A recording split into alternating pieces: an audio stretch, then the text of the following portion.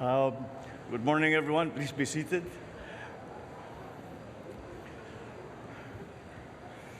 It is good to be home, uh, to see everyone all bright-eyed and bushy-tailed on this early Sunday morning. Nagising kayo ng maaga. Sorry na lang, but ganun yung flight schedule namin. Babatiin ko lang ang ating mga kasama, yung ating mga cabinet member na sumama sa Philippine delegation na nandito. Siyempre, ang ating mga ibang cabinet member na nagbantay habang kami nagbabiyahe. Vice President Sara Duterte. Nandiyan PC. Pasay City Lone District Representative Antonio Calixto. The AFP Chief of Staff, Lieutenant Bacaro, and Major Service Commanders. Other distinguished guests, ladies and gentlemen, good morning. I am pleased to report to you and the Filipino people the main outcomes and results of this working visit of ours to New York from 18 to 24 September. My first activity upon arriving in the United States was to meet with the Filipino community. And their smiles, their songs, and their welcoming took away the weariness of a 16-hour flight from Manila. And in our meeting, I thanked our kababayans who came. Some came from Canada, some came all the way from Florida. I thank them for the work that they do and their contributions to the communities in the Philippines and in the United States.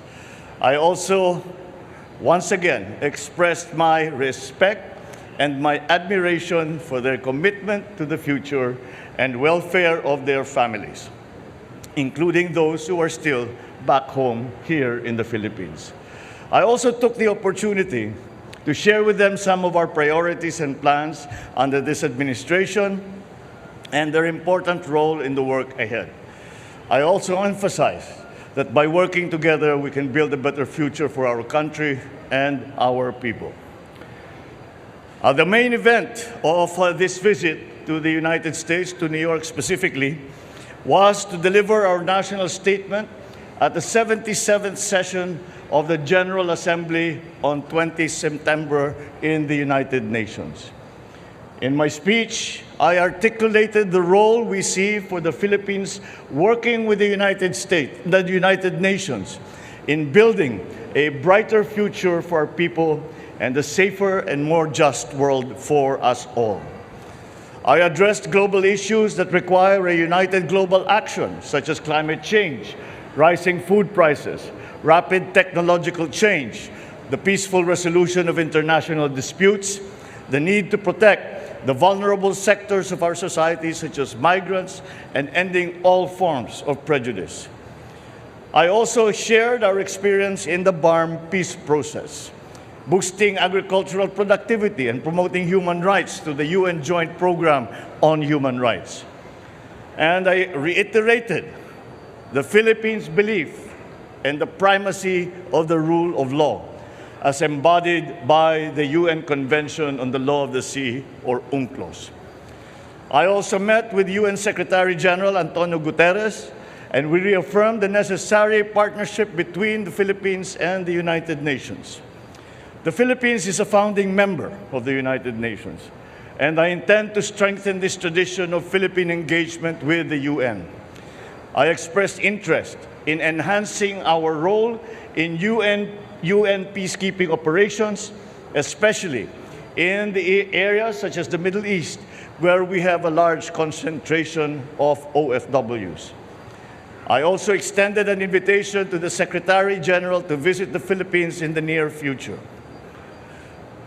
During the conference in the United Nations, I also held formal and informal bilateral meetings with leaders of our key partners, such as the US, such as Japan, and I shared with them the priorities of the Philippines to work with them in addressing food and energy security and climate change, amongst other many issues. Our discussions were very productive, and the members of the Cabinet will now work to operationalize the many areas of cooperations that we identified.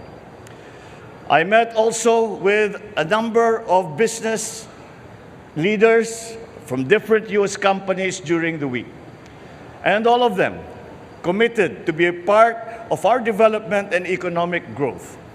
Together, we will be working on addressing some of our key economic challenges, particularly, once again, climate change, food security, energy security, to name but a few.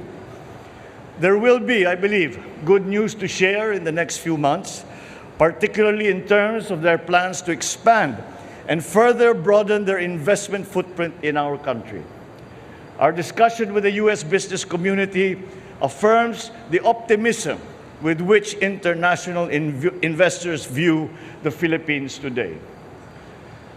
I also delivered a keynote address at the New York Stock Exchange and at the Philippine economic briefings, which drew institutional investors, senior corporate executives, fund managers, and entrepreneurs. At these meetings, I shared with them our vision for the future and how important it was to address the key challenges that continue to constrain the development of our economy. I also informed them about how we intend to deal with some of the fundamental problems in our food, energy, and broader economic security. I also emphasized the importance of peace and stability in the region and the important role of great powers like the United States, so that developing countries like the Philippines can have the space to achieve growth potentials. It was thus an honor to ring the closing bell on the trading floor of the New York Stock Exchange at exactly 4 p.m. in the afternoon of September 19th.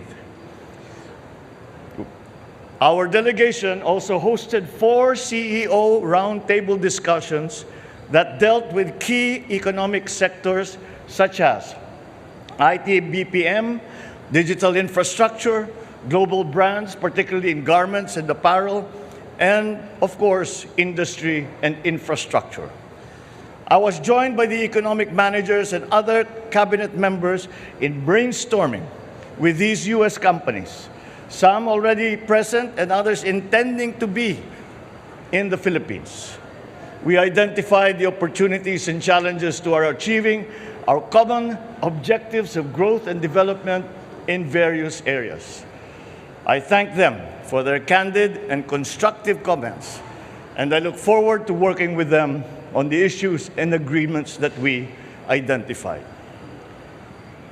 My final stop before returning home last night was with the Asia Society, where I had a roundtable discussion with a select group of leaders of the U.S. business community on the state of the global and regional economy today.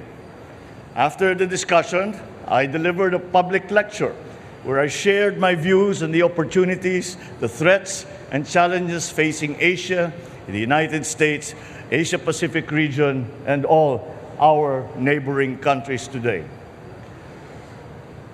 I also spoke about my administration's priorities and plans for the next 6 years. And the engagement with the Asia Society was a fitting end to a week in the UN and the United States that had one singular message. The time to invest in the Philippines is no longer just sometime in the future. It is now. We in the Philippine delegation are one in our assessment that the work done in this trip serves as a good start for opportunities identified to be made into programs and projects to benefit the Philippines and our countrymen.